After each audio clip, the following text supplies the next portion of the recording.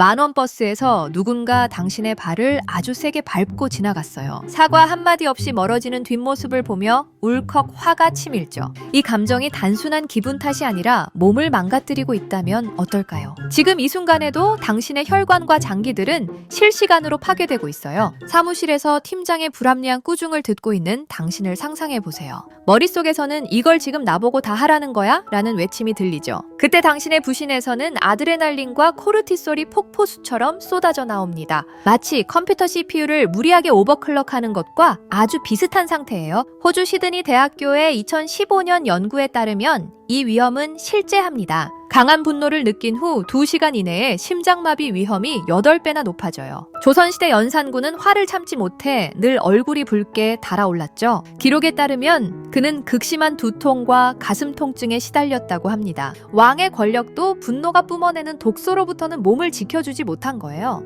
애플의 스티브 잡스도 지독한 완벽주의와 불같은 화로 유명했잖아요. 그가 주변 사람들에게 쏟아낸 분노는 사실 자신의 췌장도 갉아먹고 있었죠. 분노가 폭발할 때 뇌의 전두엽은 제 기능을 완전히 상실하게 됩니다. 이성적인 판단을 내리는 사령탑이 셧다운되고 편도체가 주도권을 잡는 거죠. 애니메이션 나의 히어로 아카데미아의 바쿠고 카츠키를 떠올려 보세요. 그는 늘 화가 나 있고 근육은 항상 전투를 준비하듯 긴장되어 있죠. 하지만 그런 상태가 지속되면 심장은 쉴 틈 없이 과부하에 걸리게 됩니다. 1800년대 한양 저작거리에서 소리를 지르던 상인 박씨도 그랬을 거예요. 당장 내 물건 돌려내! 라며 핏대를 세우다 가슴을 부여잡고 쓰러지죠. 화가 나면 혈액 속 점도가 높아져 끈적끈적한 상태로 변하기 때문입니다. 좁아진 혈관을 억지로 통과하려니 혈압은 당연히 수직으로 상승하게 되죠. 유명 모델 나오미 캠벨의 격정적인 분노 사건들을 기억하시나요? 그녀의 화려한 겉모습 뒤로 피부는 스트레스 호르몬에 공격받고 있었어요. 분노는 체내 염증 수치를 높여 피부 트러블과 노화를 가속화하거든요.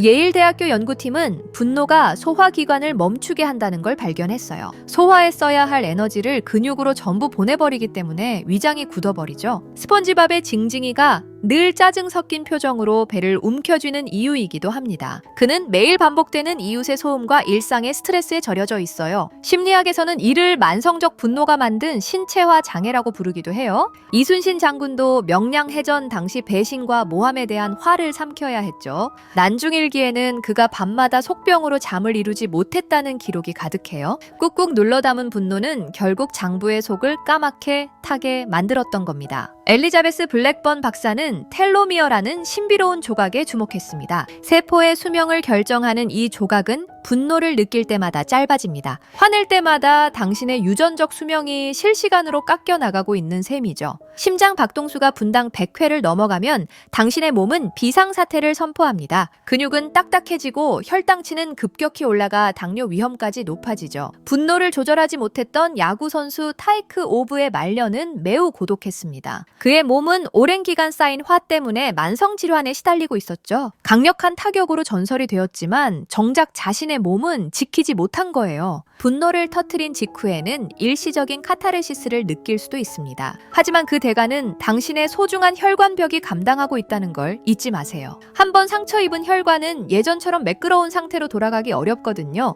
애니메이션 인사이드 아웃의 분노 캐릭터를 기억하시나요? 그가 신문을 집어 던질 때마다 라일리의 몸속은 전쟁터가 됩니다. 분노는 주변뿐만 아니라 당신이라는 세상 자체를 불태우는 불꽃이에요. 조선시대 한 양반집 며느리는 시어머니의 호통에 늘 가슴을 쳤죠. 내가 참고 말지라며 삼킨 울화는 밤마다 가슴 통증으로 돌아왔습니다. 전통적인 화병은 이처럼 표출되지 못한 분노가 몸을 잠식한 결과예요. 미국 심장학회에 따르면 화를 잘 내는 사람은 뇌졸중 위험도 3배나 높아요. 혈관이 압력을 견디지 못하고 터지거나 막히는 끔찍한 일이 발생하는 거죠. 테니스 스타 존 맥켄로의 폭발적인 항해 장면을 기억하시나요? 그는 코트 위에서 사자처럼 포효했지만 심장 박동은 이미 위험수위였죠. 분노는 일종의 마약 같아서 한 번 터뜨리면 뇌는 그 쾌감에 중독됩니다. 점점 더 작은 일에도 화를 내게 되고 당신의 수명은 그만큼 빨리 소진되죠. 겨울왕국의 엘사가 감정을 통제하지 못해 온 세상을 얼려버렸던 장면처럼요. 그 얼음 가시는 타인뿐만 아니라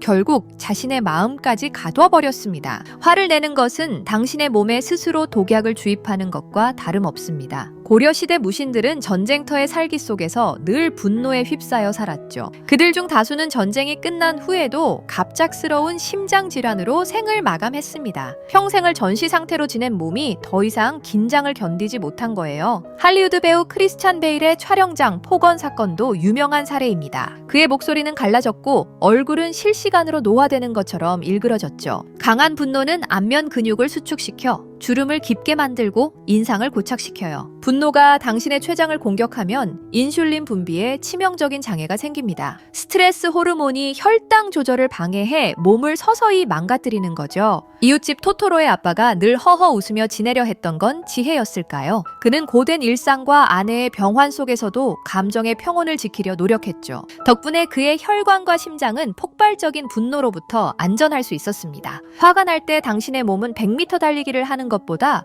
더 큰 에너지를 소모합니다. 하지만 이 에너지는 생산적인 곳이 아닌 몸을 파괴하는 데 사용되죠. 질라탄 이브라이모비치는 필드 위에서 누구보다 거칠고 성질이 급하기로 유명해요. 그러나 그는 경기장을 벗어나면 철저한 명상과 휴식으로 몸을 정화합니다. 폭발한 만큼 되돌리는 노력이 없었다면 그의 선수 생명은 훨씬 짧았을 거예요. 분노가 발생하면 간에서는 당분을 과도하게 방출해 피를 걸쭉하게 만듭니다. 이 과정이 반복되면 췌장은 지치고 몸은 만성염증 상태에 빠지게 되죠. 진격의 거인의 에렌 예거처럼 분노에 삼켜진 삶은 어떤 모습일까요? 그는 복수심과 화 때문에 자신의 신체적, 정신적 안식을 모두 포기했습니다. 결국 분노가 만든 거대한 힘은 그를 가장 먼저 파괴하고 있었던 셈이죠. 분노를 터뜨릴 때 당신의 면역계는 최소 6시간 동안 마비 상태가 됩니다. 단 5분간의 분노가 당신을 온종일 질병에 취약하게 만드는 거예요. 조선시대 한 선비는 억울한 귀향길에서도 단정한 자세를 잃지 않았습니다. 그는 분노는 내 몸을 태우는 불길이니 내버려 두라며 책을 읽었죠. 그 덕분에 그는 열악한 환경에서도 장수하며 자신의 뜻을 글로 남겼습니다. 화가 치밀어 오를 때 당신의 손바닥이 축축해지고 떨리는 것을 느끼시나요? 그것은 당신의 자율신경계가 비명을 지르며 보내는 마지막 구조 신호입니다. 지금 당신의 몸속은 화재가 발생한 건물처럼 아수라장이 되어 있죠. 분노라는 이름의 불꽃이 당신의 수명이라는 기둥을 태우고 있는 겁니다. 이 상태를 방치하면 결국 당신의 몸이라는 성은 무너지고 말 거예요. 지금 당신의 가슴 속에서 요동치는 그 뜨거운 기운을 가만히 느껴보세요. 그것은 당신을 해치려는 적이 아니라 너무나 지쳐버린 당신 자신의 목소리입니다. 몸이 보내는 이 신호들에 귀를 기울일 때 비로소 당신의 수명은 다시 이어질 거예요. 오늘 당신의 하루가 분노보다는 당신 자신을 아끼는 시간으로 채워지길 바랍니다.